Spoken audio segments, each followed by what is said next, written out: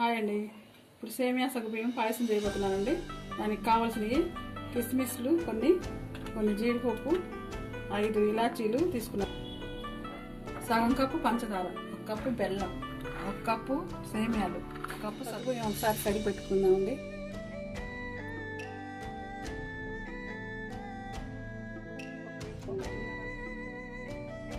బాగా ఏగినాయండి, తీస్తాను. కిస్మిస్లు కూడా వేగిపోయినాయండి, తీసేస్తున్నాను. సేమియాలు కూడా ఎర్రగా వేపుకుందామండి.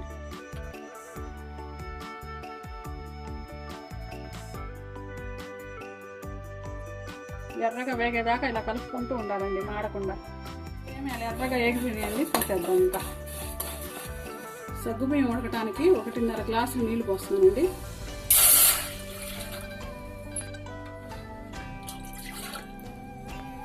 నీళ్లు బాగా మరిగాక సగ్గుబియ్యం వేద్దామండి. విసురు బాగా మరుగుతున్నాయండి. ఇప్పుడు సగ్గుబియ్యం పోసి బాగా ఉడికించుకుందాం.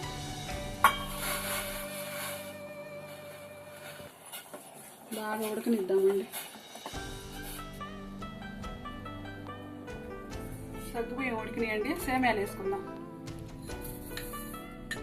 ఇవి కూడా ఉడకనిద్దాం.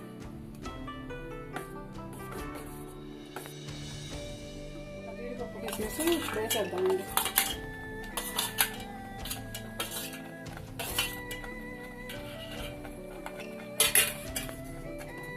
పాలు పోసుకుందామండి.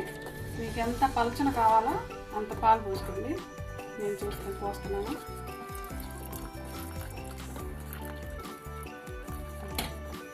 పాలు ఎక్కువగా పట్టి చిక్కగా బాగుంటుందండి.